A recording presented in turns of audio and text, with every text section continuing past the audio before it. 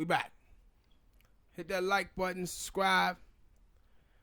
Let's start this thing out today with this Harriet Tubman movie, man. It came out last weekend, and as we told you, we talked about Cynthia Erivo or whatever, and her comments towards African Americans, and I seen people interviewing her, and they didn't really and I didn't watch the interview. For one, but cause I seen it. There's a new TV show on Dish. I'm guessing only people in Georgia would get it. I don't know. I think it's like Central Ave or whatnot.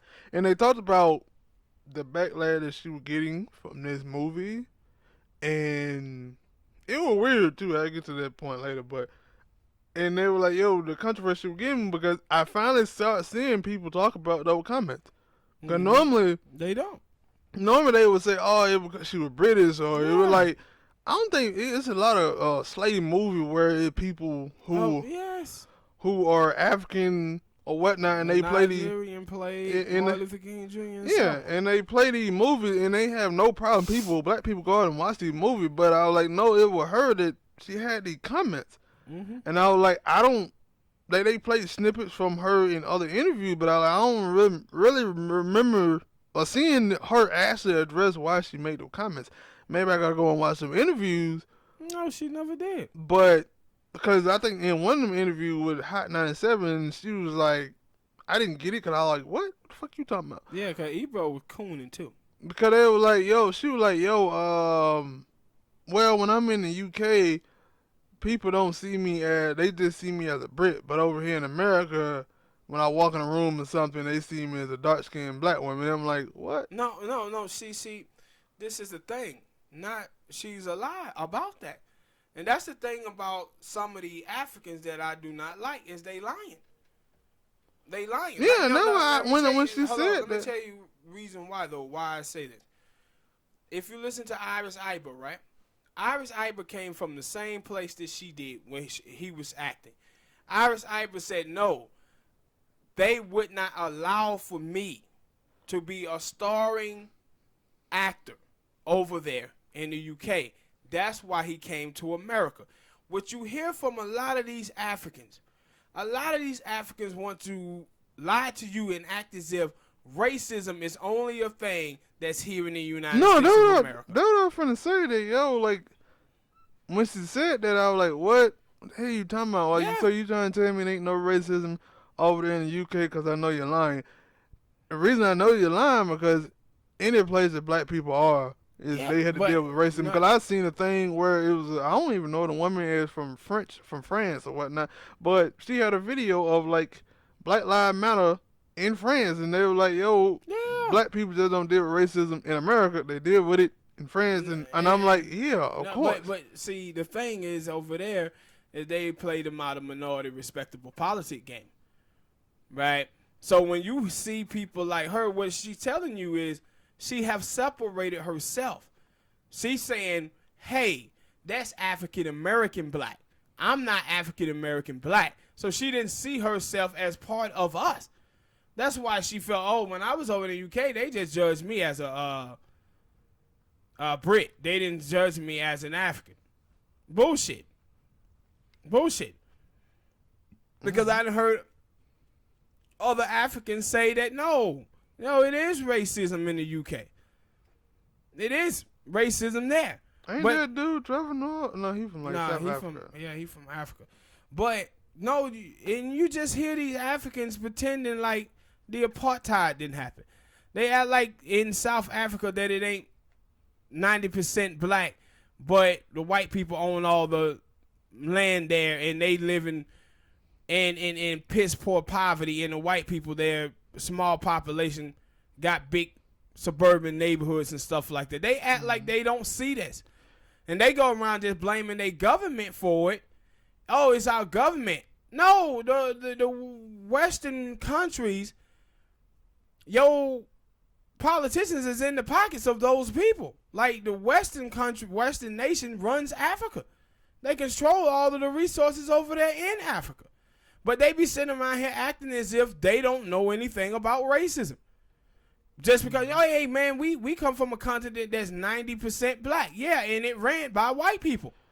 Then I also seen a thing with the I guess the directors of the movie, and they were really like Awful. I was like, what? Cause they were like they talked about the criticism. They kind of didn't talk about the criticism. They were like they felt bad that people felt that way, but then they were like, yeah, people gotta understand that the movie, it's an action movie. It's not a slavery movie. And I'm like, what? Yeah, but see, how the hell you gonna make a movie? Like, let me go into it a little bit more so you can get a little bit more context on why they saying this crazy stuff that they saying. Well, all right.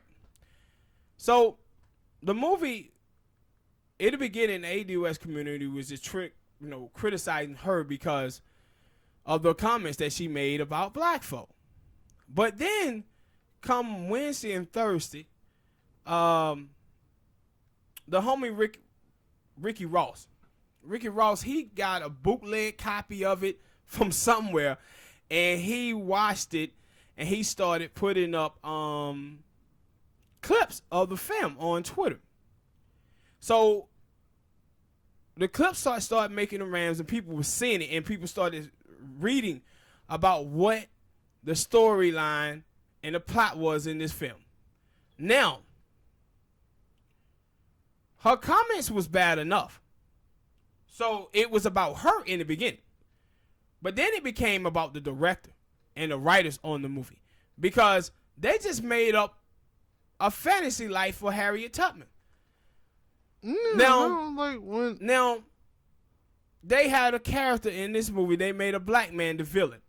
A black man, a villain in a movie about slavery. And I said, if you look at this movie, it's typical of the militant black feminists that's in the United States of America today. The same chicks that would be on that black man trash, black man garbage tip. This is what this film was. And this is what white women have been teaching black women from the beginning. They have been teaching black women that white people are not their enemies in white supremacy, but it is black men. Black men are just as bad too. So if black men are bad, white people are bad, then who's to blame? Nobody, because everybody is equally bad. This is the same game that Michelle Obama played as well with Reverend Wright, when she was like, Reverend Wright comments about racism was just as bad as racist person. No, it's not, because he responding to the racism. So let me tell you, why the character in this movie is so much of black feminist nonsense.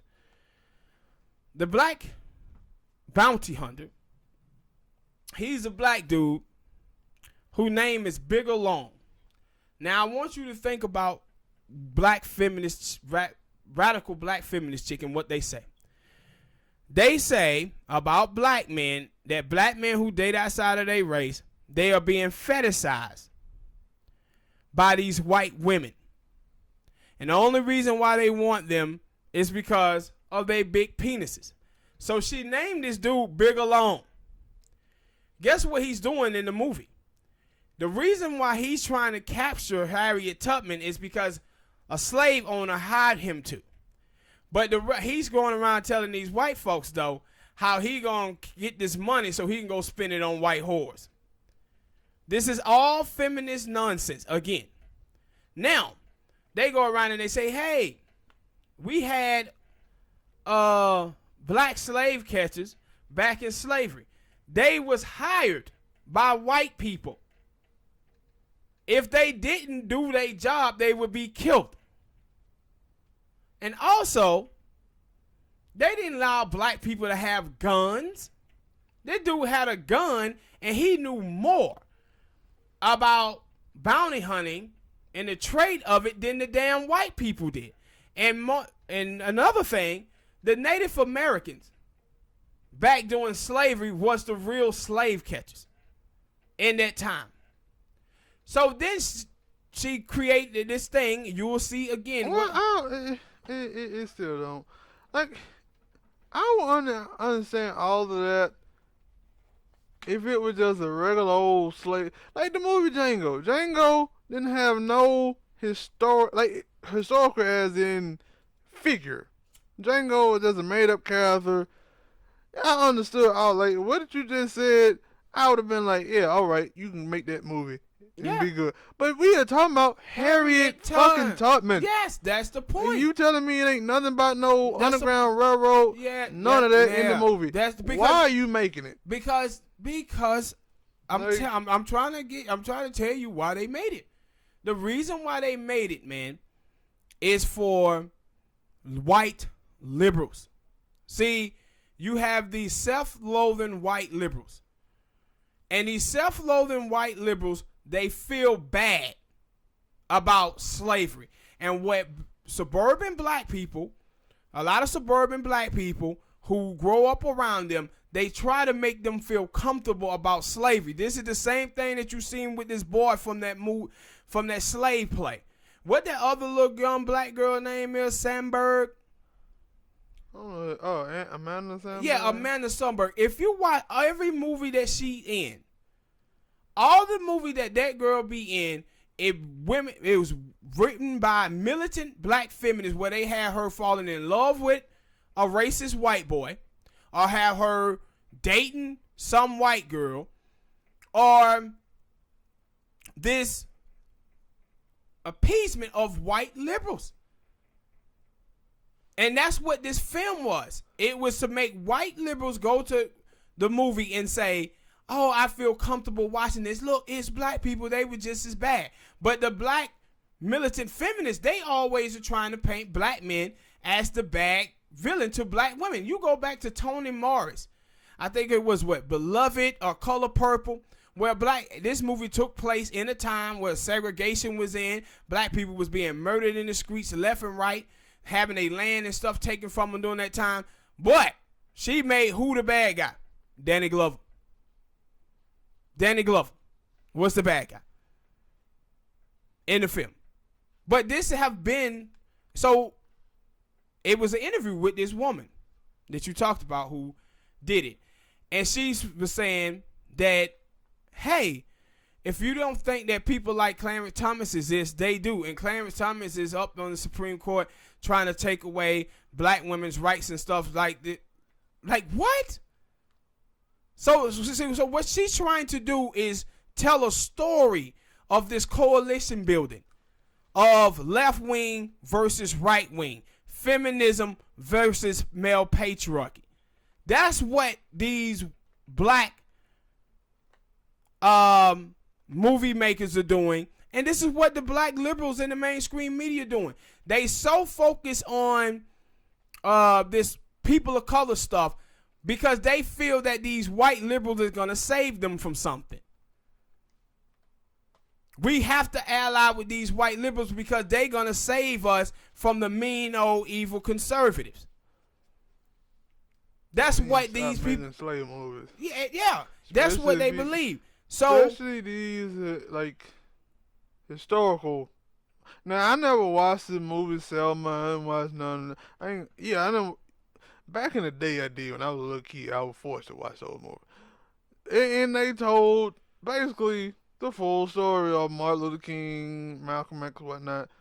But like I didn't watch the movie Birth of a Nation either. But from what I heard, that it was more accurate in about what supposed to happen with Nate Turner. Nat Turner was it Nate Turner? Nat Turner. Nat Turner. And see, but this movie here don't even say it just. No, I'm they telling you. They retcon the whole. They just Yeah. Like you can't do that. But and what I said, like, yo, like, what this movie was. Like I get everything you saying. This movie was a black and radical feminist. And I'm saying it, yo. And another thing, like with her, and there was this other chick named Brittany Cooper, right? This is the fat chick that was on Oprah, not on an Oprah show a few months back, saying racism made her fat. Racism made her fat. So she put up, and I'm put the comments up on the screen so you guys can see it. But she said, I can't believe that black men are mad about one movie that depicted them as bad. Depicted them as bad when we should support this film because it has a black female writer, a black female producer, and a black female starring in it, black men are mad because it's the first time that they're not being centered. And I keep telling people that this is the thing with black feminist women. Some of these black feminist women. We got good black feminist sisters out there. But there are militant ones. This is their thing. They are jealous of black men. They feel that black men are being centered and they are not. But the thing is, when we say Black Lives Matter, we say all black people. These two people just hear black men. And so what they doing is fighting for attention, bro, from white liberals. This is what they're doing. This is the same thing with the LGBT community. When you see these militant feminist women and these militant LGBT community people, what they know, if we attack straight black men, these people will show us some love. And you had all of these folks out here. Now, you brought up Birth of a Nation, right? This black dude, Nate Parker, he gets his film get canceled by black feminist women, right? It get canceled because he was accused of rape. He was acquitted by an all-white jury.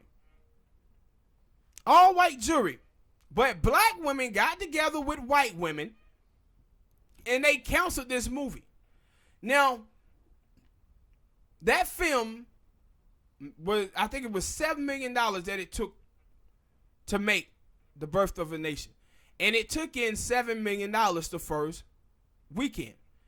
This movie took, I think $17 million, something like that to make. And it brought in around 11 million. And they were like, yeah, this movie was a success. But they was like, Birth of a Nation flop. So all of these people were trying to save face for this movie. And the thing is you seeing all of these black people that I've been telling you guys for so long that these folk are going to start telling on themselves now that the ADOS movement is here. Michael Eric Dyson, Roland Martin, this chick Brittany Cooper, Mark Lamont Hill, all of these people was out caping so hard for this film, and none of them could explain the points that we was making about the film and why it's bad and what it is doing, because they don't care.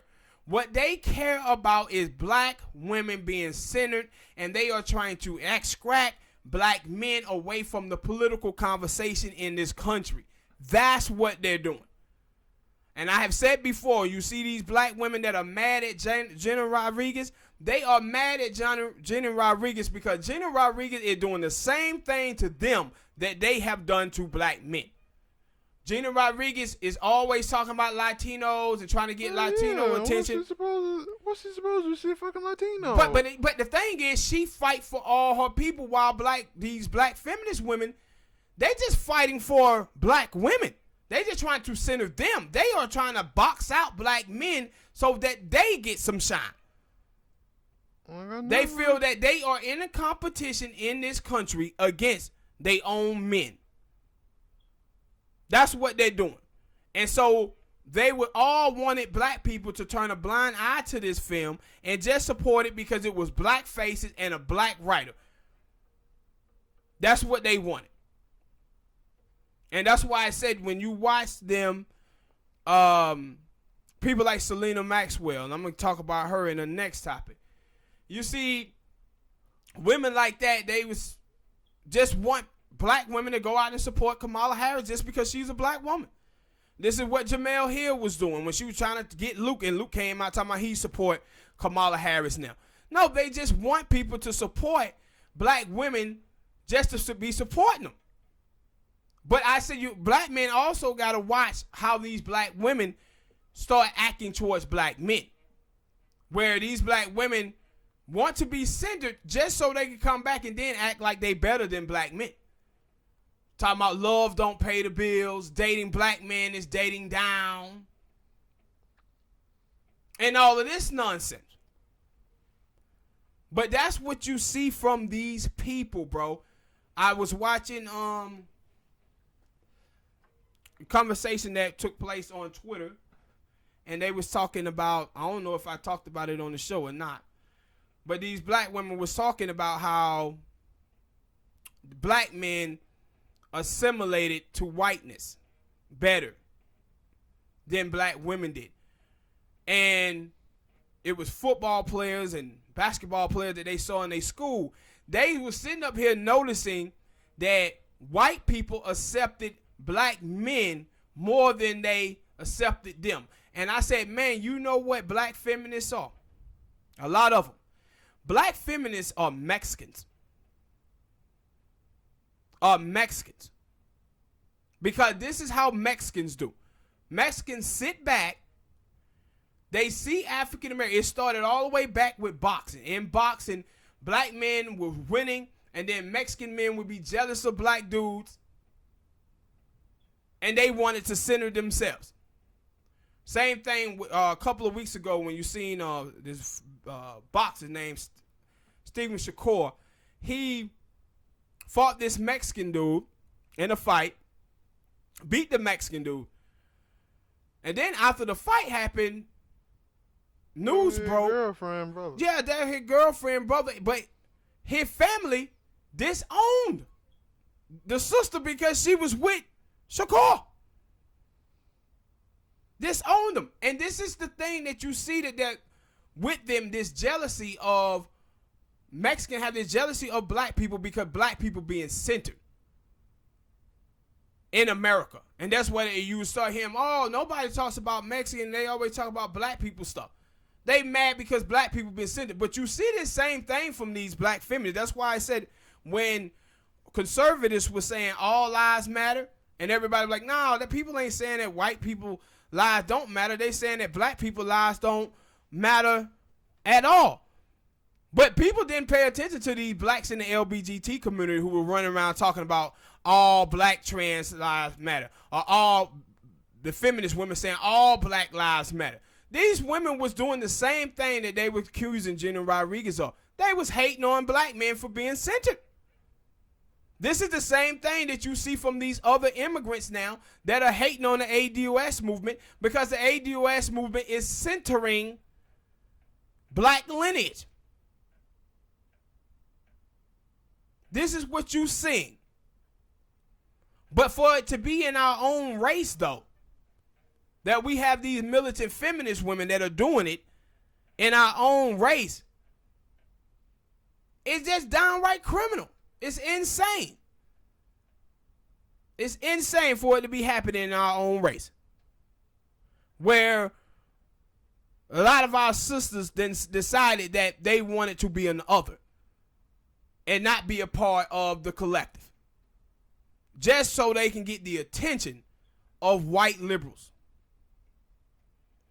All right, people. Hit that like button. Subscribe. What you got next, Smoke? The rapper of the game. The rapper, I said it before, rapper game. We were part of a group. Well, do we even want to say that he was a part of that group? He was a part of it. He was part of G-Unit. Well, he's a part of the group G-Unit way back when. I think, early 2000s, mid 2000s. 2004, 2005. Yeah, mid. I was close. And he can't, I guess, I don't know why he brought it up. But he was like, yeah, he's not opposed to doing a G-Unit reunion. And that was my thing when I first saw it. They were like, were you really with G-Unit? Like, the reason I brought it up is because they're like, I think they had 2 albums. G-Unit had 2 albums. Yeah. And I don't think, like, he went on the first album because he came, like, in the second. But I'm thinking, like, I don't remember him just being too much involved. Yeah, you got a point. I just thought about this, too. In the he second. was more with Dre. Dre and Aftermath than he was with G-Unit. Dre kind of just put him in the G-Unit because G-Unit was hot already. Yeah, and I was like, I don't remember him just being in the group like that. Like, now, if they had to put out, like, a third album and he was there and he was doing, then I've been like, yeah, that G-Unit reunion thing. But I'm like, what song they gonna play that were G-Unit that you was a part of? Nah, they probably, if it was a G-Unit reunion, I think he thinking about a brand new album together with all of them in it. They were gonna have to be, but that was my thing. I'm like, now I didn't think about that. But cause I'm just thinking like when I hear people say reunion and stuff, they go on like tour and Yeah. But I'm like, you have no genuine. No, but that's what he's talking about. He's talking about a brand new album. Oh well, I get that. Then yeah, because I'm like, when I first saw it, I think about it, like, yeah, of course, all right, whatever. And then I thought about it. I'm like, he came in, and then he got into the beef with 50 Cent, and he was out. Yeah, but also remember a couple of years ago, 50 them did get back together. Game just wasn't a part of it. It was 50, Yayo, Banks, Young Buck. All of them did get back together, but he just wasn't a part of it. Game. Yeah, but that's why it started to make me think about, like, and for a moment, hell, I would say Tony Ayo wasn't in it too much either. He was in jail. Yeah, like I know they would like have like him like what? Cause he kind of, that's what I was looking at his ass as a hype man. Yeah, like I know he tried to put out an album. He had one song, but like they would have him on certain song. But I was like, for the most part, the unit was 50 Cent, Lloyd Banks, and Young Buck. Yeah. Second album, same thing. Probably a little bit more Tony Yayo because he's out of jail at that time, I think. But I was like, it was never the Game. It was always 04. He came in. They might have started thinking about doing, but yeah, because when he came in, I think they did Lloyd Banks' second album, maybe 50 Cent third. They were working on Yayo first album, and then they were working on his too. But by the time his first album got out and was done, he was done with the group. Yeah, because Game, the thing was with all of them, Game blew bigger than the rest of the members in G Unit did. Yeah, people didn't flock to Lloyd Banks like that. No, Lloyd, his first album did great. But I guess I'm thinking afterwards. Yeah, but Game did terrific when he came out, and then that's when Game and 50 got beef because Game was cool with Fat Joe and some of the people that he was beefing with, and 50 got pissed about that. He was beefing with the whole hip hop. Yeah, so that's how they beef got started. But I just think Game is looking for a money opportunity, and all of them coming back, Game included. Maybe they fan base that was out there, maybe they'll get excited by a reunion album. He just throwing it out there to see, as a filler, to see if people would. It's something that people would be interested in. Cause that, like, I guess somebody had to ask me that because I was like, I don't remember 50 or anybody just saying, especially because right now 50 and Lloyd Banks are having, not Lloyd Banks, but Young Buck are going through their thing. Right, so, they always going through their stuff. Especially with 50. Now I think about it. Yeah, money, like I said, money talk, bullshit walk. Yeah, true. Hit that like button, people subscribe to the channel. Let us know, would you love to see a G-Unit, I was putting that and reunion together. G-Unit reunion, like, I don't know, I think, at one point they was, Lloyd Banks, Young Buck have, sometimes he still come out with good music every now and then. Yeah, I would be, I probably would. Hit that like button, like I said. Next, Top Hawk. Oh, man. Sunday, as y'all know, they brought them damn sandwiches back, man. Them damn Popeye sandwiches, they done brought them back. And some of our people out there acting a damn fool over them. I seen a white dude out there acting fool. But that's why I said some of our people. I didn't say white people wasn't included. I just say some people. A man died, man. Man died over one of these sandwiches, man. And you just like, dang. And these type of situations, we done seen these type of situations happen in other aspects of our life. Not just, it ain't the shoes. They ain't dying over the sandwiches or dying over the shoes. They dying over the principle. They dying over respect. Hey, I was in line and you cut me in and disrespected me. They dying over that more than it is a sandwich. Man, I saw, it was a video floating on the internet as well of this black girl, and she looked like she was in a old model Mercedes Benz, and she done ran into a pole and bumped another car. And I said, man, y'all are going out bad for these sandwiches, man. And for what I heard new about it, I'm like, what? 'Cause I think it's supposed to be like a spicy chicken.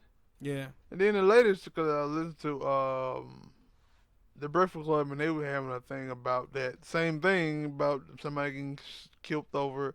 And the latest, she was like, yeah, they good, but the thing is, when they like, really the thing that people like about them is not even the chicken. It's the sauce. It's the spicy man, because they give you, I guess it like, yeah, spicy mayonnaise, and then there's regular mayonnaise. And she was like, that's the thing. And then she was like, the sandwich really not spicy. Like, if you bite the chicken without the mayonnaise and whatnot, it ain't spicy. It's the sauce. And it like, really? Y'all over here? Yeah. All right. One of the funny goddamn videos I saw, though, was the homie Willie D. And Willie D was like, I can't believe people are going crazy like this for these sandwiches. All right, people, I'm going to be honest with you. I was one of those people. I bought 2 of them, and it was delicious. Like, that's my thing. Like, and I get also, like, I haven't tasted them. Like, I haven't seen some people do that well, where I seen 2 comedy dudes, and I think it was Doughboy and Kevin on Stage. Y'all probably seen one. I know you know Doughboy. He was on Wild 'N Out, and then Kevin on Stage got his own YouTube thing. And they were like, yo, man, we finna sit here and compare this to this Chick-fil-A.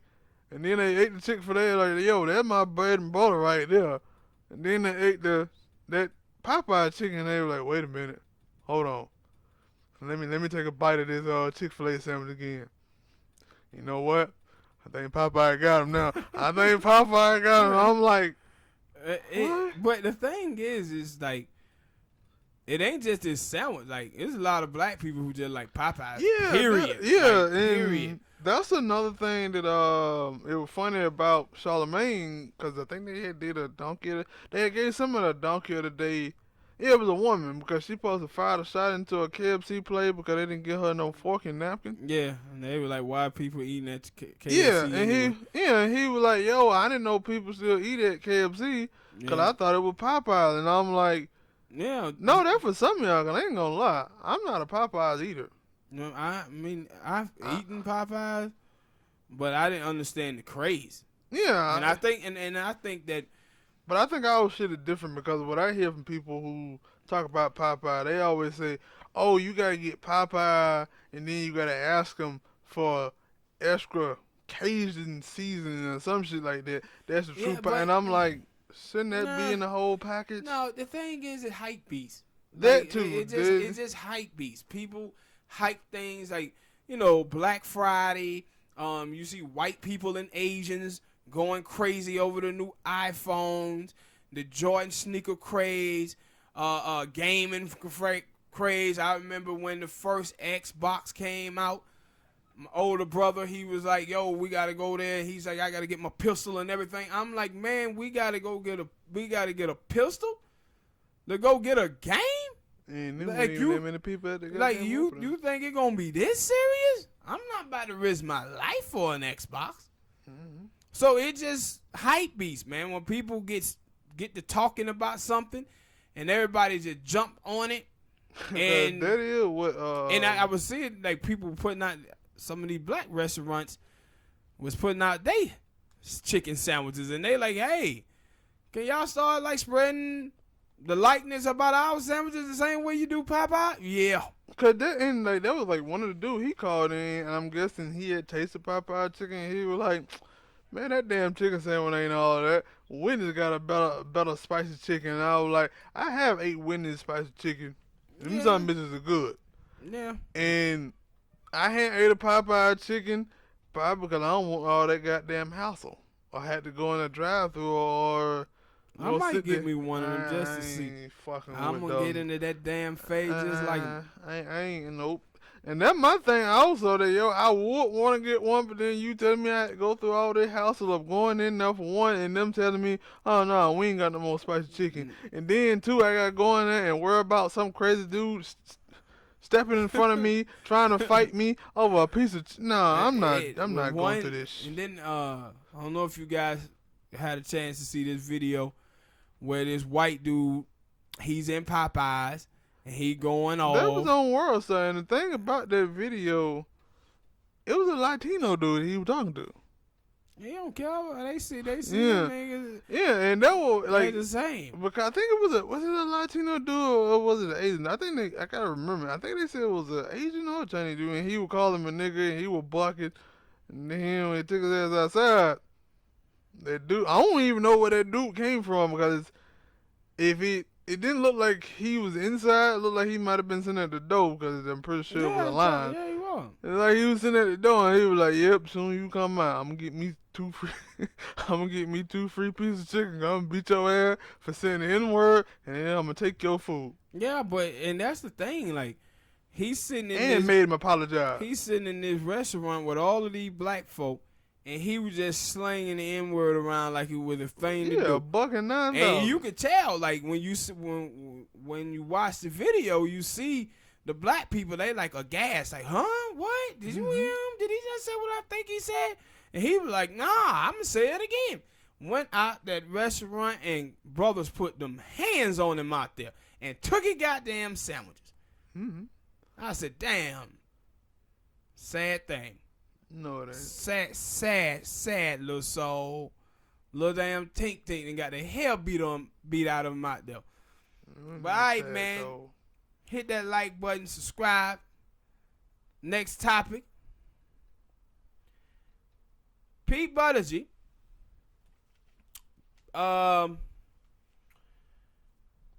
James Clyburn, he comes out and he says, black people, older black people won't vote for Pete Buttigieg because he's gay. And so all of this media attention have been shifted to Pete Buttigieg because of this. So they had Kamala Harris on CNN, and finally I heard her say something that I agree with her on. She said, you know what? She said, one thing I'm getting tired of that's going on within the Democratic Party ranking is this notion that the black community is somewhat more homophobic than other communities are, which is a flat out lie. True. And I said 100% correct. But man, let me tell you something. See, what you're seeing happening is what I talked about earlier in the Harriet Tubman vid, and I've talked about on this show on countless occasions, is that these black people who's in the media, blue check Twitter, Selena Maxwell, the Bakari Sellers, these type of people, the Jamela Lemieux, the Nicole Fosters, the Feminist Jones of the world, these people got these white followings, bro. And when these folks go out here and stigmatize and dehumanize the black community and scrape black men, this is the audience who they are doing it to. That's why I said before that the boule blacks in the media is the right-wing Tommy Lauren.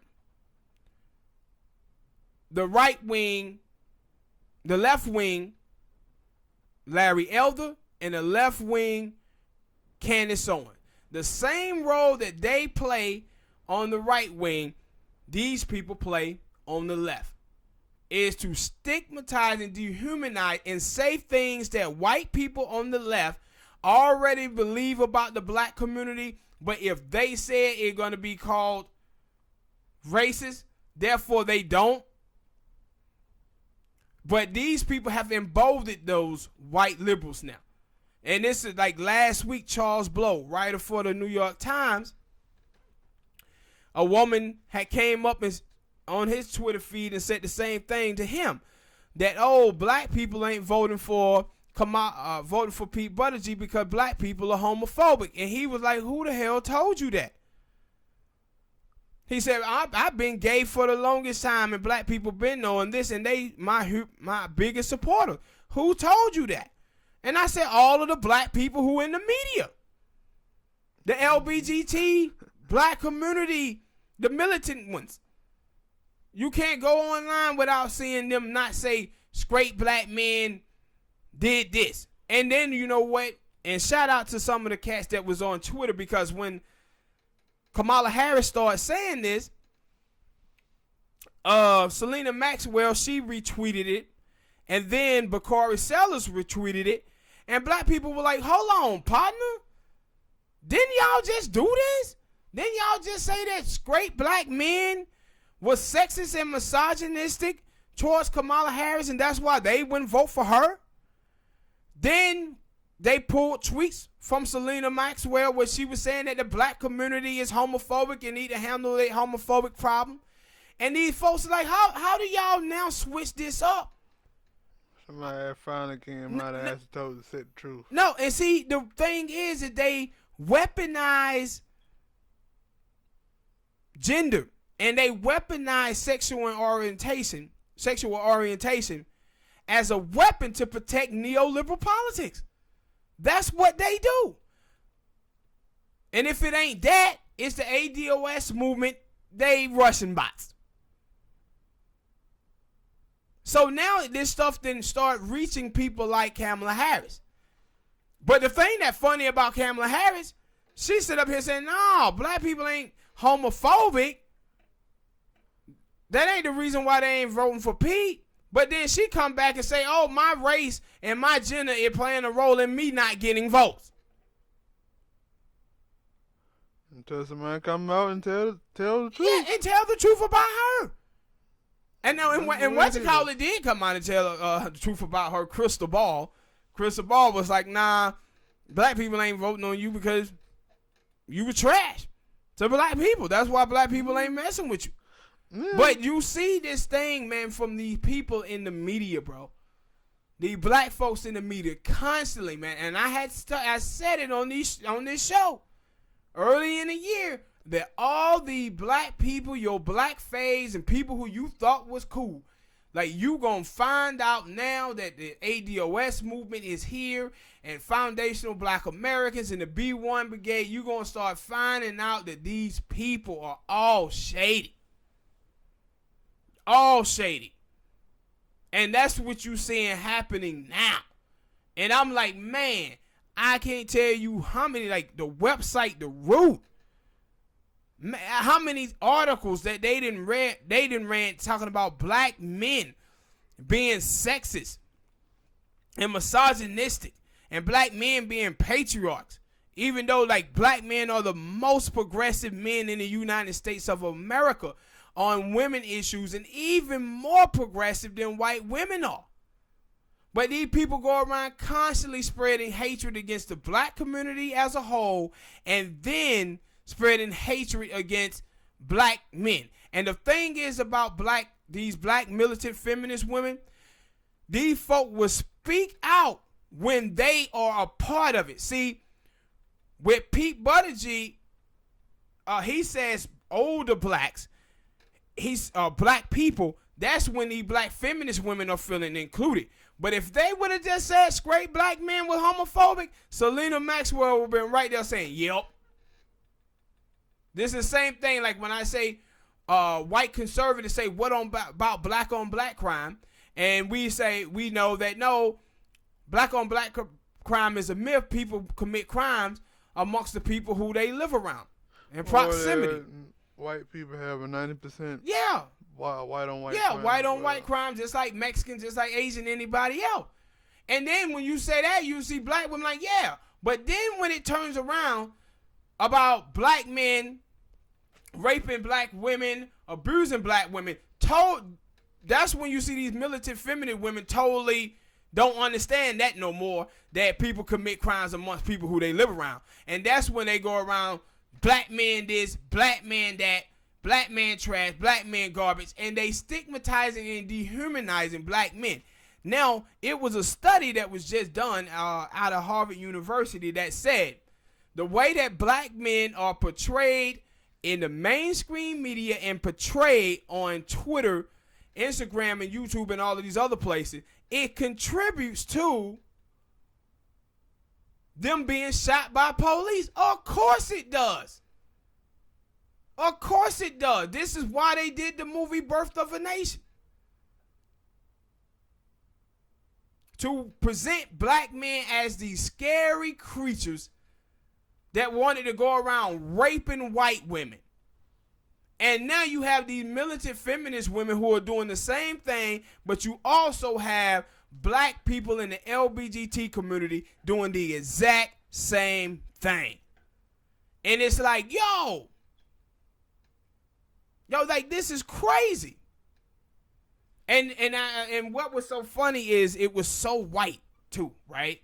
It was so right-wing talking points on the matter. One of the dude, I seen him, he called him out. He said, well, if you guys don't want transgender saying this stuff about black people, then y'all need to fix the black men who are killing them. I said, don't that sound just like white people? When we say that black on black crime is a myth, and they say, well, you need to fix the black people who are committing it, the crime, as if we have ties to every state to fix those people. And my whole thing that I always think about this when they folks say stuff like this is that only 30 Americans die worldwide from terrorism.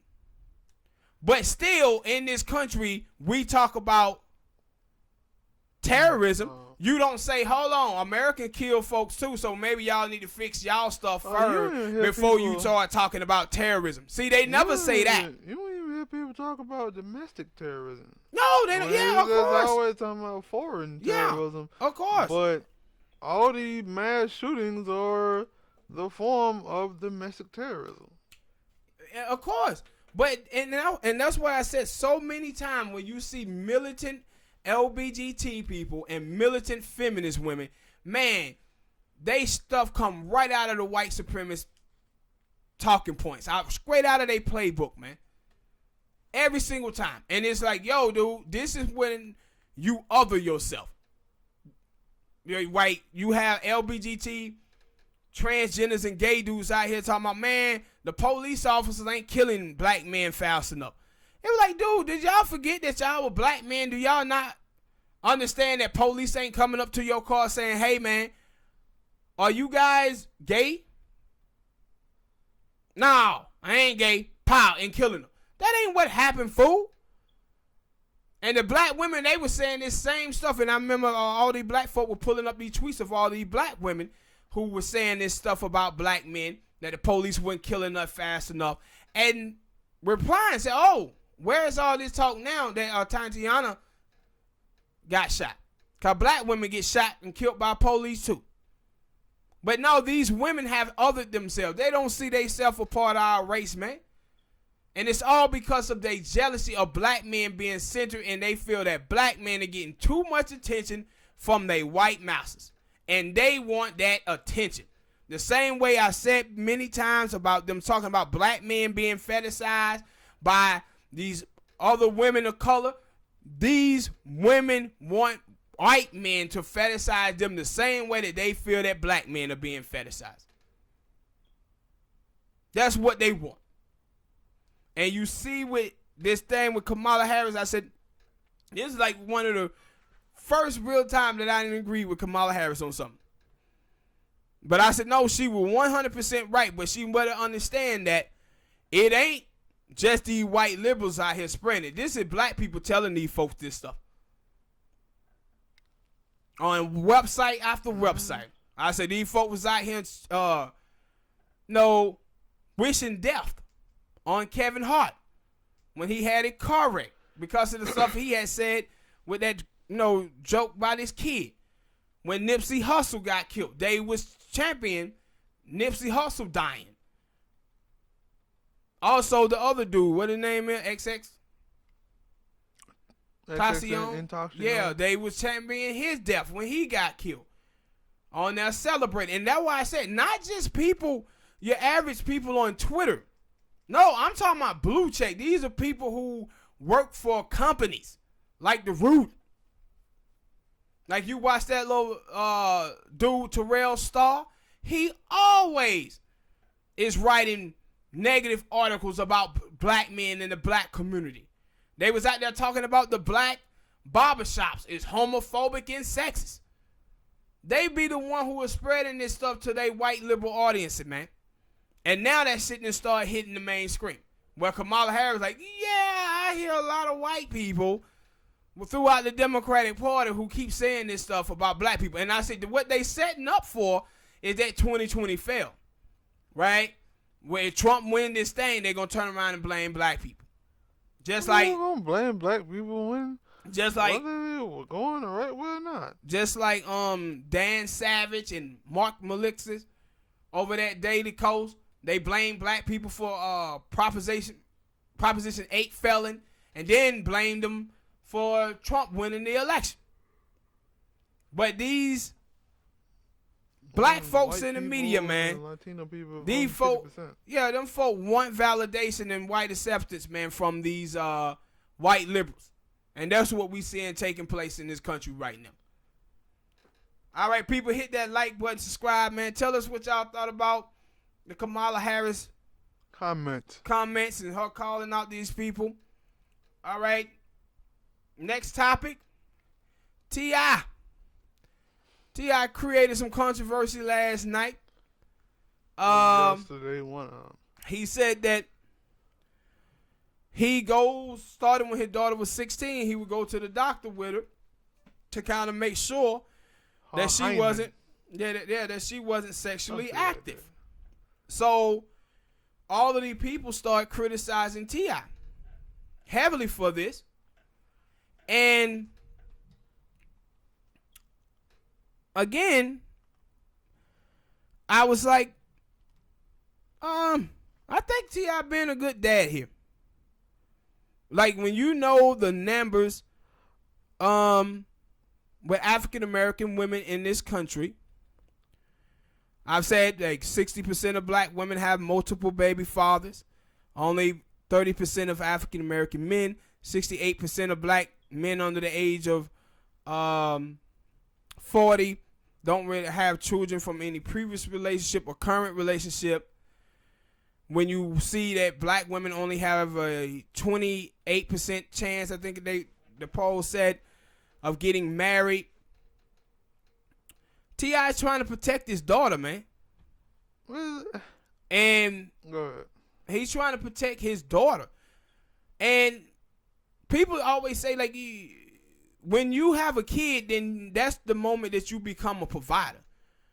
So, if you have a kid, the ideal situation if you to be out on your own, stable, where you can take care of a kid yourself. So no parent should be wanting their children to have sex while they still under their household, or while they still paying things for their children. Be honest, don't no man want to hear or know that his kid is his little girl. Now it's different for my dude. He'd be like, yeah, go ahead, go bust your mini nuts. But when it's a dude, the dude don't want his damn daughter out here having sex at any age. Yeah, he would rather have his daughter being a 40-year-old virgin. No, but that's true. But at the same time, though, you gotta look at T.I. as not just as a person. You gotta look at T.I. as a black man who done grew up in the black community, and T.I. done seen this stuff happen. He done seen these young black. Hell, look at Rick Ross. I will tell you a story about Rick Ross. A couple of months ago when his daughter got pregnant at 17 and Rick Ross was upset. She ain't pregnant, so we don't really know that shit fact or not. But it was saying he was upset about it because he didn't want his teenage daughter to be pregnant because he want his daughter to go to college. And like get into it. Two things. Like, I don't know if people ever heard, like, they probably have. They don't listen to people when they talk. That T.I. always saying, yo, my job as a father and as a provider is to make sure my kids are not in jail, my daughters are not on the stripper pole or on the corner doing none of that. So, that's that. And 10, too, I listened to the audio. I thought it was on his podcast, but I'm guessing it wouldn't. I thought it was joking. Some of the stuff that he was saying, I looked at it and I think T.I. joking. Like, now, yeah, because I think he was like, yeah, you know, especially after her birthday, like the next day or so, I'll leave a little note on her door. 9 a.m. Yeah, we're going, and I'm like, yeah, I think part of this is him just joking around. But at the same time, though, even if he wasn't joking, and I think he was joking and playful in that interview, but I think he take that serious. Yeah, and I'm not saying that. Yeah, I know, but I'm talking about with these other folks. They would. And I'm saying with him, what is wrong with a father who don't want to see his underage daughter be? They act like, yo, T.I. just trying to take away sexual pleasure from them. No, he want his daughter. He wanted his daughter to finish high school. College. No, he started when she was 16. Now she's 18. Now she's 18. So he wanted her to go to school and get her education. T.I. come from a community where we didn't have these teen pregnancies in our community. Other people have them too. But what happened is we have young black girls out here with 2 or 3 baby daddies. They had abortions. And then who want to marry those women? If you're a single dude, are you trying to go be with a girl who has children? No. A lot of guys are going to look at her and like, nah, man. That's like buying a car that already been wrecked. Like, this is what you see. You see these guys avoiding these things. And my whole thing is, about it is when you that young, hell, you see people who are in their 30s, man, that are immature as hell. So you know how immature you are when you 16, 17, 18, 19 years old. Early 20s. Yeah, early 20s. And he was like, yo, let not be on this sex thing till you out on your own, and trying to get his daughter to focus on the right thing with men and not just be focusing on sex.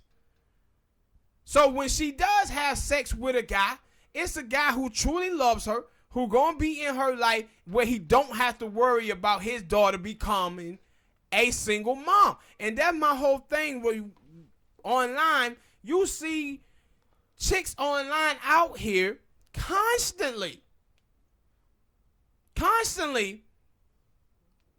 acting like single motherhood is ideal. It's not. Sitting around with they flaming hot Cheetos, they Nissan Altima, talking about my son is my king. This is not ideal, people. I said people like then got to the point where, you know, folks start acting like fat people, man. Fat people sit around and people say stuff about people being fat, and then you see fat people getting emboldened. Like, I'm fat and I'm beautiful. I'm big and I'm beautiful. Listen, boo, this is not just about looks. This is about health. This is about health. This is you talking about, hey, I got children. I want to be alone, you know, alive for my children. This is about life. This ain't just about looks. But you see fat people, they get emboldened. That's why you see big girls, huge big girls, out there wearing clothes that they probably shouldn't have on. They also couldn't niggas out there telling them they look good. Nah, they ain't telling them they look good. They just having sex with them. Either way. They're having sex with them. But people getting emboldened, and you see this stuff, like when people say stuff about single motherhood, yeah, they ain't attacking you. They're just saying, hey, that is not an ideal situation. If you have like a drug kingpin, right? And a drug kingpin sold drugs all through his teens, and then somehow he became an adult and he switched over into real estate and he made it big. you don't look at that dude and say, okay, he made it through, so it's all right. No, you got to point to all the dudes who ended up in jail and all of the dudes who went to that died. You can't point to the exception of the rule and be like, no, that's fine. That's kind of like when you hear people talk about getting whippings. Like, I said, no, I'm not for whipping your children because, one, that shit came from slavery and that's where we got it from, slavery. And you teaching your kids to handle their problem with violence. And then some people be like, well, I made it through it okay. Well, you the exception to the rule. I'm for it. I'm not. It's like beating your kids to tell your kids to control your kids. And before you think, oh man, that's good. See, I got whoopings, but you didn't get them as much. And because we would tell, I would tell them like, I no. See, no. When you compare me, like you said, you talk to your own. No, I didn't get whoopings because I seen other people who got whoopings, and I said, I don't want that. So anything that I could do to possibly get me a whooping, I ain't finna do it. That was my thing. That's why I never got whooping. People are totally different. No. It's totally different. What I'm saying is, we would get whippings for the slightest things. Yeah. Like some of the things that you would do, you didn't get whipping for. We did. We got whipping for that. But the thing was, we used to tell Mom that, this just messed up. We shouldn't be getting whippings like this, and that's why they didn't whoop you. But they whooped us for some of the things that you would do. We had just stopped them from whooping. Because I remember seeing, I didn't even see Michael catch it. I wasn't born then. No. But I remember, like, I seen other people who get whooping, and the time that I did do something that encouraged me to get a butt whipping, I got it. But most of the time, I was like, no, I don't want to get no butt whipping. I done seen other people get butt whipping. I ain't doing it. Yeah, like, but I'm not even going close to anything that could be getting me a butt whipping. Now, like you said, I wasn't born then, so the stuff that you got a whooping for, maybe it was different. Yeah, you wasn't. So I don't know. But when I seen other people who got whoopings in school and got whoopings at other people's friends' houses and stuff, I was like, no, I see today what they did. Hell, I knew before they did it. They get caught, they getting a whooping. Mm-hmm. And if I get caught, I'm gonna get a whooping. I ain't doing it. Yeah, but I'm like, for some people, all right, I done seen them try every method in the book in parenting, and that's my thing. Like, I'm not gonna try to tell nobody how they parent to their kid. I'm not into that because it's so many different methods. No, but I'm saying though, and I'm not. If you whipping your children, to try to get your children to act right. Is it working? It's not. For some people, like you said, for some people it does. Some people it don't. But it's not working on them. Like, listen, man. Listen, bro. How we gonna say if for some people it work and then say no, it ain't working? No, because I'm telling you, it's studies, bro, that are done on this. You can go read Stacey Patterson. And I'm not saying it. Look, we both just sat here and said, you agree with me that for some people it does, some people it don't. I'm saying if you would have came out and said, it's 99%. It don't work. I would have just said, all right. I'm saying it done. But if you saying, no, you right, for some people it work, but then come back and say, but it's studies saying that it don't work. And it's like, it's saying, you can't agree with me and then come back and disagree. Listen to what I'm saying. I am listening to what you're saying. It's studies that are done. And I'm asking you, don't agree with me. I'm saying don't agree with me. But no, it's people who are exception to the rule. Don't know. Those are the people that I'm saying that is working out fine for those people. Then but you can't ignore. You can't ignore those people. We're not. So when I say it worked for some people and it don't, I'm not on knowing those situations where it don't. That's why I'm saying for some people it work. For some people it don't. I'm saying, yo, it plenty of methods of parenting your kids. Some of them work, some of them don't.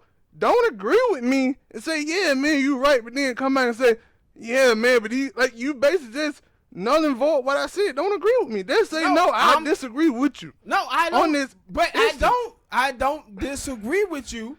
What I'm telling you is that we have a study that came out that said suicide rates amongst young African American children is on the rise, 68% spike in black males and 212% spike in black girls. And the study comes back to say that whippings are making children afraid of their parents and they feeling lost. I'm going to say, sometimes it works, sometimes it don't. I know, but I'm saying that the majority of the time it don't. Again, sometimes it works for some people, sometimes it don't. That's all I'm going to give you, because you're going to keep going, and I'm like, yo, either you say it, just forget it. And so, when people talk about T.I. and him watching over his daughter, it's like, yo, that's what y'all want fathers to do, right? That's what you want him to do, is to look over his daughter. And then it's like, so they were coming at him strong, and people was talking about how, okay, they weren't talking about this story with the dude, DJ Kid, but they coming after T.I. I said a lot of this stuff is people, the blue check people, man, they go after people who they feel they going to get attention from. Who is DJ Kid? You know we did the dude with the little white dude and everything. Yeah, I forget about it. He ain't a real DJ.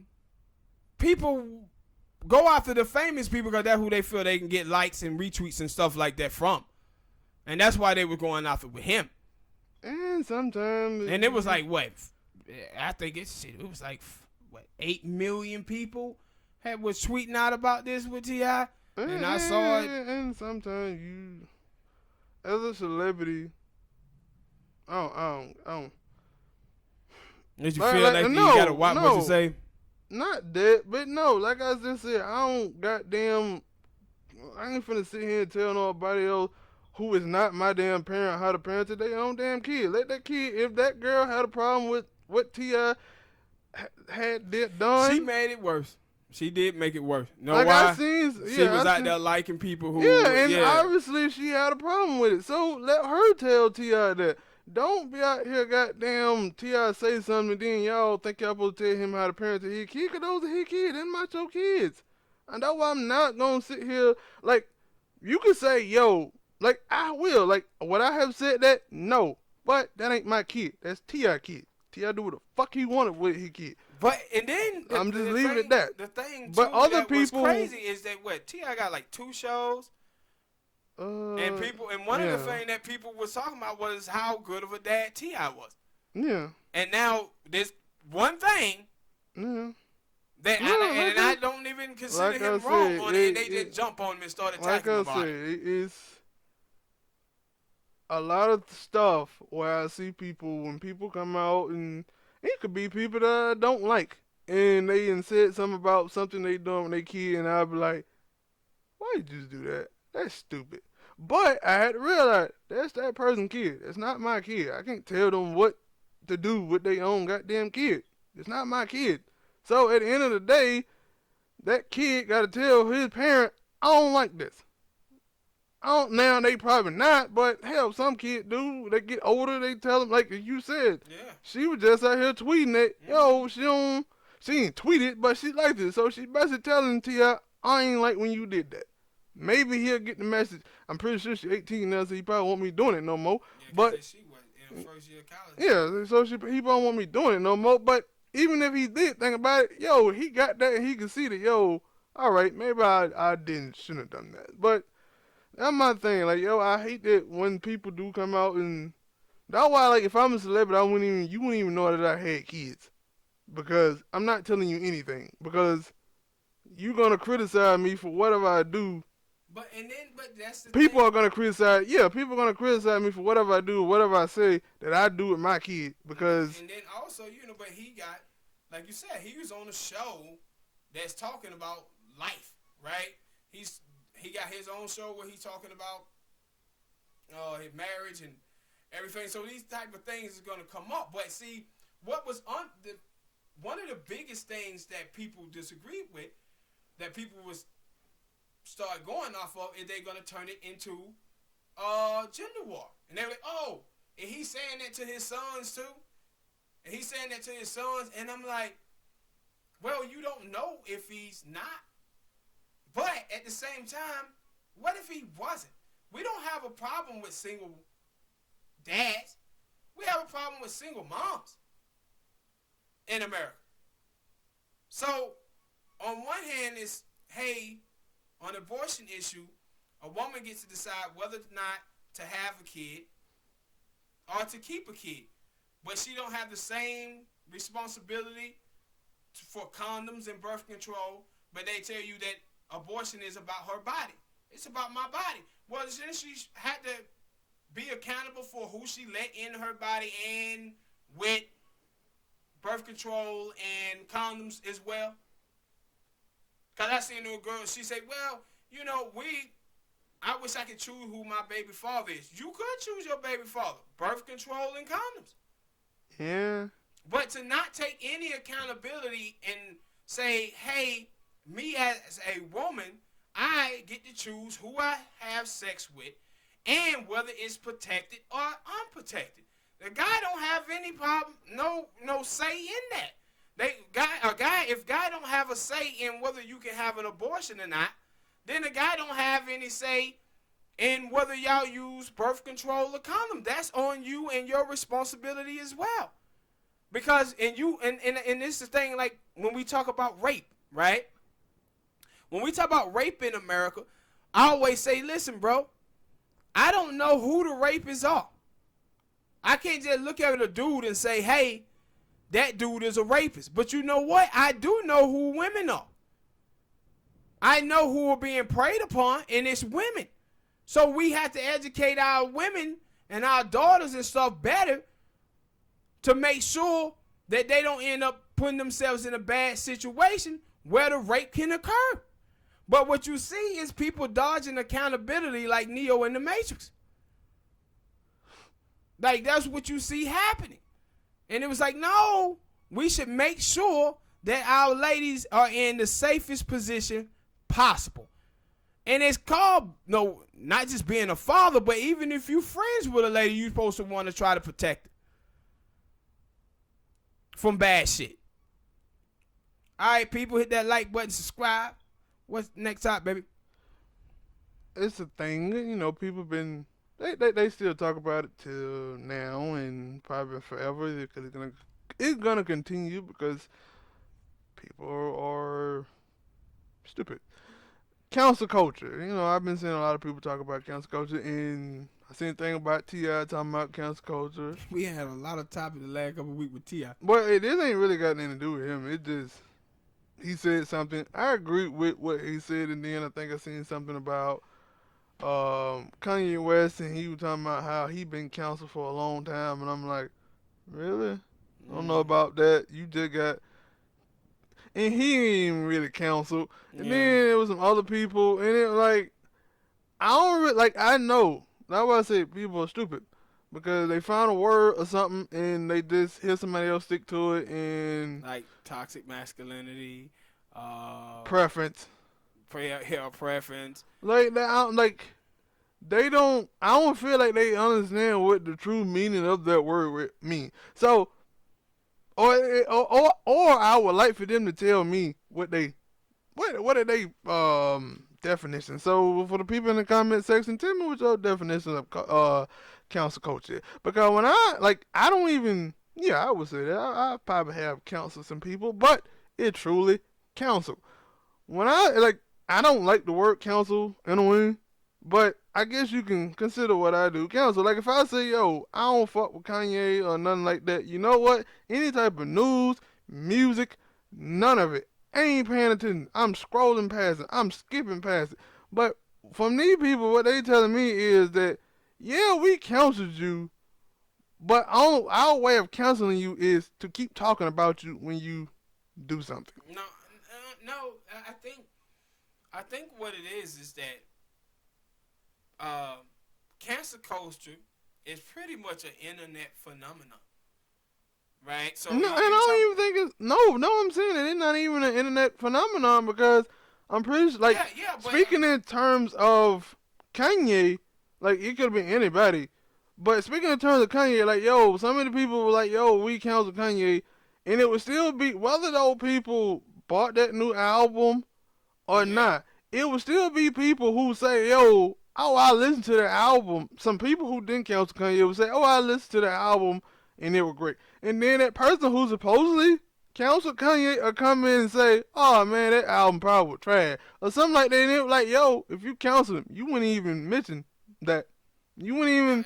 They always, but the thing is, they always gonna talk about it and comment on it. But see, the thing is though, for people who do and live in cancel culture, their whole thing is based off race, sex, and gender, right? That's when you see people try to cancel people. And as an individual, they probably did say, oh, I ain't gonna mess with this person no more. But guess what?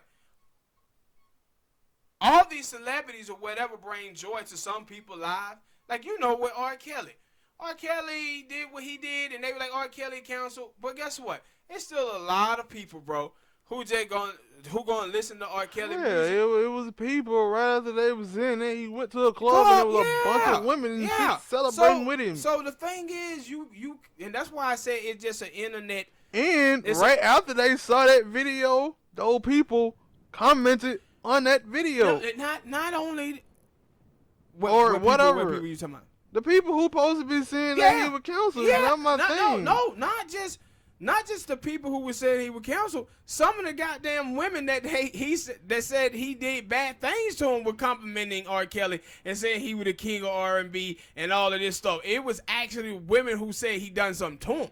And so that's why I said it's pretty much just an internet phenomenon where you see these people in blue check who write for these magazines or the article. They start saying this stuff, and then some of their supporters start replying to it.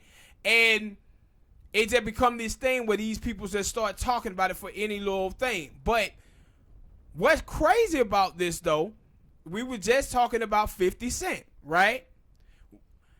This is the problem that cancel culture creates. It's what happened with 50 Cent.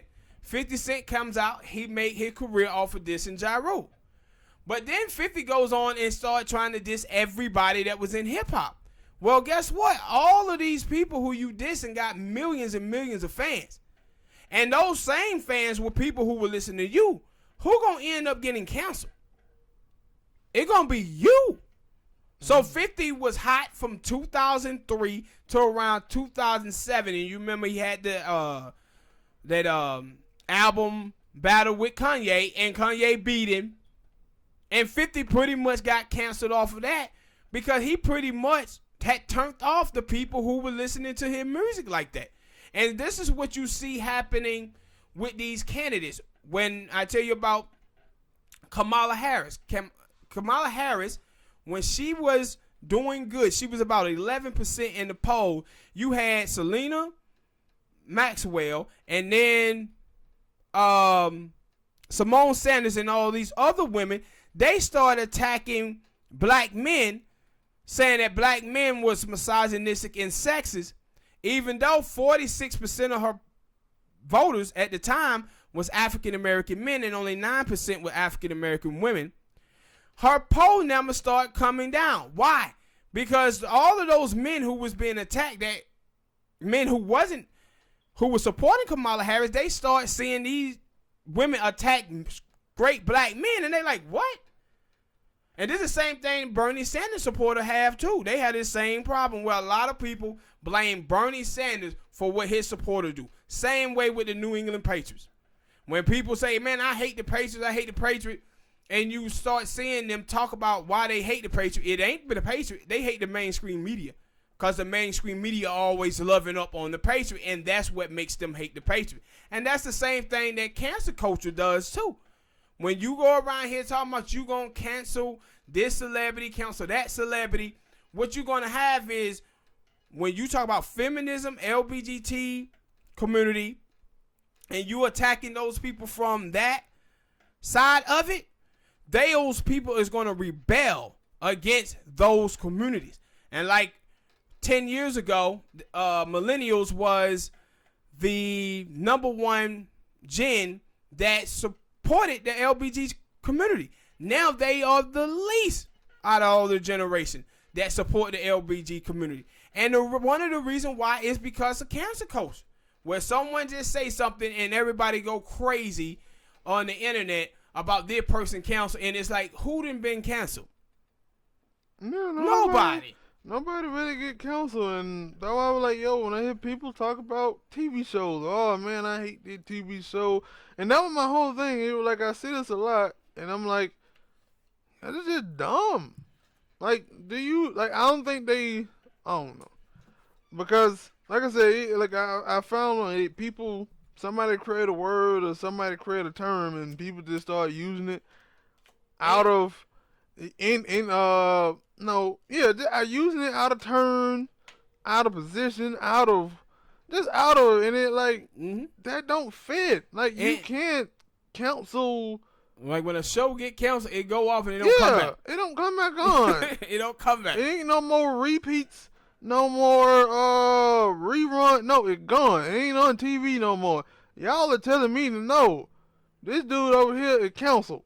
Now, only person I could probably say, yeah, might be, and some people, you can say they're not really, they canceled, but they're not because, they canceled because they really wouldn't that know. Like Darren Sharper, the football player. Yeah, he got locked up. Yeah, he got locked up, and that's different. He got locked up, and he wasn't playing football no more, so there was no reason to talk about it. Bill Cosby. Don't nobody really talk about Bill. He was done. He didn't do no more movies, no more TV shows. He's done. Yeah. Harvey Weinstein. He's still out there. Yeah, he's still out there. Movie company, his movies is still being sold on Netflix and everything. He ain't been canceled. Yeah. Kevin Spacey cases are getting dropped. You see that shit? I think I see. Cause one of the people who accused him died. No, and then died. So that case got canceled, and then there was another one that got canceled. Yeah, so, and it don't. Cause Obama came out too, and he. Yeah, and that's another thing. Like, his thing was, I'm kind of glad you brought it up because I forgot about that. That's a point that I wanted to make. That he said I thought it was stupid. But I don't agree with cancel culture, but calling people out, no, I'm all for that. Yeah. Because if you go, But, see, like you said, though, you said you for calling people out. But what Obama was saying about it, he was like, no, these people think that this is part of being an activist. They think that they doing activist work. And he looking at, and that's why I said, like, you may have a problem with something that a celebrity said, and you talk about it, right? And you call that person out on their bullseye. No, they doing this in the name of feminism. They doing this in the name of LGBT community. They think that they being activists as they do this. Not that they just calling somebody out on their bullseye. They think they being activists and they fighting for a community. And they fighting for civil rights and stuff. I can see that point because I ain't saying no activist. I call out everybody on their bullshit. I call out myself on my own bullshit. But, and that's my thing. I'm like, no, if you want to call somebody out, like Kanye, he said his stuff. Now, I don't think we were doing a show by then. But I said I would have said something about it. T.I., he said some stuff. We just covered him saying some stuff. We didn't really call him out on it, but we talked about it. It was like, I don't have a problem about calling people out. And like I said, like with the T.I. situation, if you watch the people who talking about T.I. situation, they weren't even talking about it in the form of T.I. daughter, father. They was talking about it in feminism term, political again. This T.I. ain't saying this about males. He ain't teaching his son this. But we ain't see that. No more, so don't really so that's the crazy nonsense that they bring in with the activist talk. And that's what Obama was talking about. Like, yo, they think they activists doing this. And see, what's bad about it is when you do it from that framework, what you're doing is attaching it to the Democratic Party.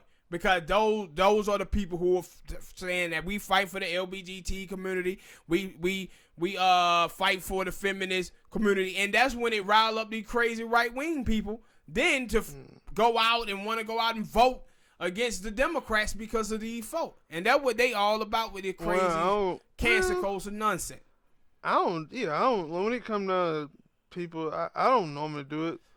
Like I can't tell you anytime somebody said something gay, said something that was like when we talked about Malik Yoba, I didn't call him out because I called him out because he was saying something stupid. Yeah, it had nothing. It doesn't. We came out and said, "Yo, if he gay, he gay. He like sleeping with dudes." But see, that's what he do. See, when you did it, like you said, you just called him out. You didn't even think about politics. It was just, no, I'm calling this dude out because he said something that I disagree with. But the reason why he representing the political side of it. Him and those transgenders that was up there with him. And they representing this community, and then it gets taxed to the Democratic Party and the political leftists. That's what the ones who are pushing it. And that's where Obama was, the side of it that Obama was talking about. And like T.I. said about, yo, this shit is silly, bro. Because ain't nobody getting canceled. Yeah. And they all about, y'all don't want to be held accountable. What? That's what you do when you call somebody out. You hold them accountable for what they have said or what they have done. Like in the next topic, I'm going to hold somebody else accountable. But I didn't see too many people, well, I know they don't. They just don't. But when somebody say something stupid, something crazy, something that they shouldn't have opened their mouth and said, you should be called out and you should be held accountable and have to come like with Tank. Tank a couple weeks ago, he said something and he had to come and clarify or justify what he was saying.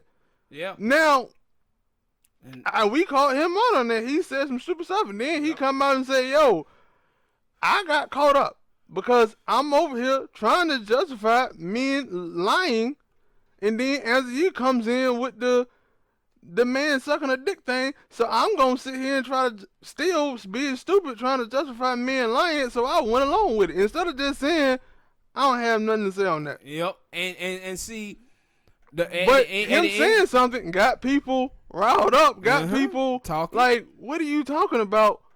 And I'm just calling him out for like, why did you say that? And see, again, when we called them out from it, we just called them out on it, but we don't make it political. The thing is that people are making this stuff political. They dragging things that should be in normal life conversation and dragging it into politics. And that's why I said before, like the Democrats, they love this type of stuff because it keeps them from having to talk about economics.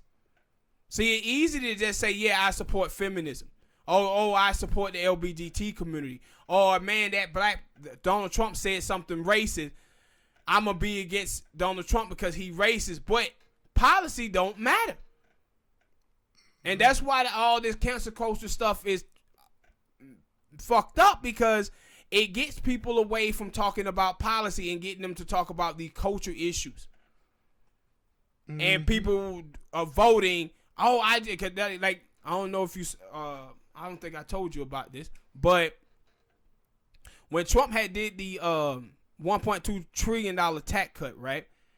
One of the things that I said is that, when he's taking money from the middle class and the poor and he giving it to the rich, but what's going to come back around is he going to start cutting government programs that the middle class and the poor is on. So now he coming out saying, the Obama phones, millions about to lose their Obama phone. I'm about to start cutting them. That's the reason why you supposed to dislike Donald Trump. Not because he said something sexist. Not because he said something racist. Or because he did something homophobic. You supposed to dislike that dude because of policy reasons. And what you see from the left wing is they're not focusing on policy. They focusing on cancel culture. Cancel culture and accountability politics. And that's why all of these people, the mainstream media, put up stuff, polls, and tell them that Joe Biden, he's the one who can beat Donald Trump. And everybody just run towards Joe Biden, voted for him, and none of them is thinking about who gonna undo them tax cuts that he just gave to the rich. Who gonna do something about the environment, Supreme Court justice, and all that? They ain't thinking about none of that. They thinking about identity politics and accountability politics in cancer culture. All right, people, hit that like button, man. Subscribe. Tell us what y'all think about this topic. What's the next topic, baby? Continue on to the, not even cancel culture. Just calling people out for the stupid shit that they say and stupid shit that they do. Nicki Minaj. Oh, Jesus. I guess it was on her podcast or her little thing that she got, Queen Talk or whatnot. She mentioned that white media are nicer than her. Well, yeah, I mean, nicer about me than the blacks. Yeah. Basically saying, did you see the vid that she was talking about? No, I didn't care. It was 2 videos that she put up. I didn't care, and I'm guessing that it all came, cause I know she's been in the news lately. Cause I know she had a little thing with what's the name, with Wendy Williams, and then they were playing. I think the Breakfast Club played a clip about damn it, what the name, Remy Ma, talking about how her. And my thing is, like, yo, that's the thing of people don't want you to hold them accountable. They're like, black people, you might have said some shit, and she has. She always said some shit about said something that people should have a problem with. Like, I don't even listen to her music, but I heard you say, yo, she didn't say, yo, y'all people over there, y'all poor and broke. And stuff, and you're like, yo, you don't think nobody gonna have a problem with that? She calling black women bitches and shit. Yeah, like you ain't gonna have a problem with that. And see, you remember, I think her name Nina Parker, the black girl that used to fat black girl that was on TMZ. Nina Parker. Yeah, you remember she had a gap in her mouth, she big chick. And she went off and did her own thing. Yeah, I know you talking about that. Yeah. So what it was is that she had a video of Wendy Williams criticizing her, and then she had a video with Nina on, and it was a white girl talking, and they was watching the video of Wendy Williams, and then she said, "This is how black media treat me compared to white media." But U.S. Weekly, they had put out a thing with Nicki Minaj, talking about Nicki Minaj find love and a sex offender. That's how they talk about you too. Mm-hmm. They talked about you and also stop acting like you didn't know this was going. Like, that's my thing about her. Like, cause I remember that time and she probably had a little spat with. But this is who she is. Like, we talked about that I think the last time we did a show about the Iggy Azalea thing, and they were like, and I brought her up for a reason, because yo, Nicki Minaj for the longest, and she still act that way, even though she tried to change it up a little bit. Yo, she always cared about what white people thought, because that was her audience. Now she ain't supposed to be a rapper anymore. She's supposed to be retired. So you would think that, hey, she don't give a damn about, but no, she still cares. But especially because she ain't retired. Another thing too with it. What was crazy is she came out, Smoke, like, she came out a while ago trying to get sympathy for the relationship she was in with Safari, because she was like, he abused me. But then, on the other side, she was out there defending her brother who got arrested for rape. Mm-hmm. And then she started dating a dude who got arrested for rape. Her brother was what? It was a child, something like that, right? Rape. Still the same thing, it was rape. Just a kid. Yeah, it was rape. And then the dude who she date now, married to, he raped a woman too. So people are like, hold on, Nikki. How can you put 2 to 2 together? Like how long? How can you do this? And she was like, well, this is black people attacking me. And I'm like, they just holding you accountable. Like, if you gonna be, and that was my thing. Like I see, like. But you in the public eye, you supposed to Yeah. respect that. But then but That's another thing. But my whole thing is Probably the bigger thing to me. For me, again, when I go back to talking about the feminist women and the militant feminist women and the militant LGBT community, when I say they go around and stigmatize and dehumanize the black community as if black people are more homophobic than white people, or black people are more sexist and misogynistic than white people or any other community. That's the same thing that she was doing here. She looking at it and saying, oh, white people treat me great, but black people don't. And then black people are like, nah, look at all these headlines where these white people was talking about you in the same way.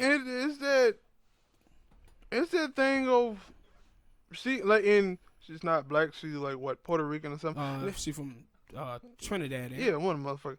And that's the thing, like, and that's another thing that, too, like I said before, the major thing was like, yo, Nicki Minaj, you in the public eye, people they're gonna critique you. Yeah. Especially, they're gonna critique you, and in that sense, like, yo, you knew that dude had that sexual assault on him, and people were creeping you and your brother. Yeah. Way before then. So what you thought, they were just gonna stop doing it because he went to jail? No, they were gonna keep doing it. And then like, and I said she made it even worse when she came out trying to talk about the abusive relationship that she was in with Safari. Yeah, and like, for her, like, and that's what I've seen from a lot of people. Like, I'm black, but I also know if I come out here and I say something stupid or something, I'm not gonna be like, yeah, all my black people, they gonna support me even though I just said something. No, I expect for them, if somebody disagree with me, I expect for them to tell me about it. But you also expect, because you black, more black people gonna pay attention to you than white people are. Because you black. You're a black celebrity, black news outlets and black media gonna cover you. Mm-hmm. Yeah, because I remember, because it was the same thing that Peter Rosenberg, he was talking about the girl Candace Owens, and he was talking about Killer Mike, and he was talking to T.I., and they were talking about Killer Mike coming to the defense of Candace Owens, and he was like, and T.I. was like, yo, why did you save her? And he was like, at the end of the day, she's still a black girl. And Peter Rosenberg was like, yo, I have a problem with that, because it be plenty of black people who will come out and say bad things about black people or toward black people, and people still cape for them. Yes. But if it's a white person who been doing the most, going to bat for black people, and they slip up and say one thing wrong, that person is dead. Yeah. And it like, yo, like, and that was my thing, Gil, for Nicki Minaj and other people like Kanye, because I didn't see him, like, yo, they feel like, yo, because I'm black, y'all shouldn't criticize me. Yeah, but even when I do bad, when I do great, praise me. When I do bad, don't say nothing at all. But when black people criticize them and white people kind of say, all right, whatever, don't really criticize them. They say, see, the white people didn't criticize me. Why y'all doing it? Yeah, but see, this is also the thing with Obama too, though, right? If with the Selma speech, the Howard speech, the speeches at NAACP, many times Obama come out and talk in white anti-black tropes toward the black community, and black people cape for him. Black people cape for the Congressional Black Caucus, that is big sellouts to Wall Street. Also, now we talking about the 1986 Civil Rights bill with Byron Allen, and then you pull up the information and you see all of the Congressional Black Caucus, they done took all of this money from Comcast, but you see black people will still go up and cape for these people. And that's why I said this is the same type of shit that you see play out in Africa, where Africa is 90% black, but the white people there control all the money. Why? Africans think that they empowered because they so damn tribal that the politicians that's in office look like them and a part of their tribe. They don't criticize their people like that. And then they don't see that, no, man, these folks are all working for white people. And that's why we so poor over here and white people living so good. But they ain't done the same thing here in the United States of America. With us, they use our race against us. And I talked about with OJ, how OJ had a white lawyer first, and then they told OJ to fire his white lawyer to hire Johnny Cochran, and then move that trial to a predominantly black area. Why? Because they felt that black people would let OJ go because they love OJ because he famous black person. And yeah, and this is what they have done, multiple times, is always find black people to cape. So they'll put on, like I said, with all the other black folks in the mainstream media, that's why they there. To get black people to vote against their own interests for centrist politics, and they use them to hurdle us in to vote for that party. And I just thought about that as well because we don't want to hold each other accountable. Because I just brought that up, but then I didn't think about it. I said because she said, white media is nicer to me than the blacks, but when they got into that little thing, that little tit for tat with Cardi B, what was the thing that she was saying? Oh yeah, you making that look bad. You making that look bad. Well, why couldn't the black media and stuff say, look at Nicki Minaj, they need these brother is a sex offender, and then she just got married to a sex offender. She making her look bad. What? Do you know the black media supported her when she had her spat with Iggy Azalea? Supported her when she had that spat with Miley Cyrus. And I see the barbs everywhere. There are people who support her, but like you said, she just don't want to be critiqued at all.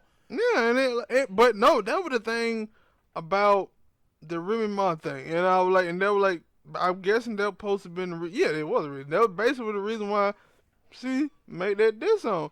Because she was like, for a couple months, I'm guessing after she got out of jail or whatnot, she had talked to Nicki Minaj a couple times and Nicki Minaj was like, people are telling her that she talking about her, and Remy Ma was like, I ain't talking about you. Don't let the media trick you. I support you, sis. I'm good. We good over here, dog. We good over here. Don't worry about what other people saying. We good over here. And then Remy Ma was like, she would try to go and do her other stuff, and then she started hearing stuff, and then she had to deal with the stuff of, hey, you gotta look like this.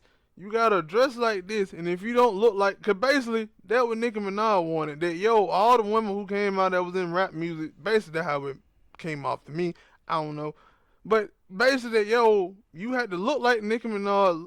And basically now, if you look at it, there's a bunch of goddamn chicks out here in hip-hop who look like Nicki Minaj. Even though Nicki Minaj stole the whole look from Lil' Kim, that's another whole different thing. And she was like, she looked at it and said, that's some bullshit. I'm finna hit her with this.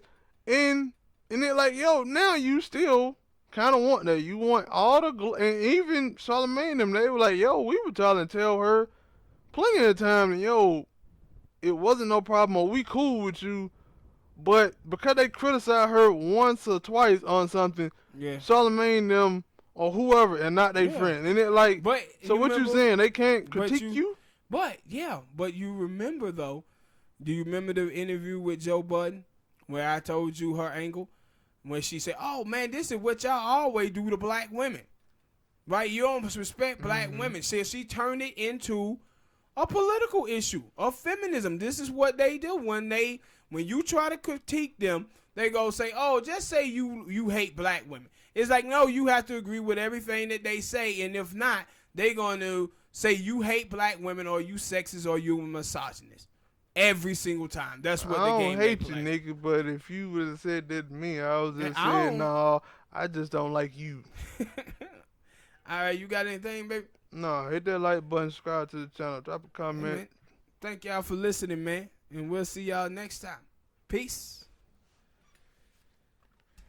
One thing, too, when you on him for a long time, I don't know about you, but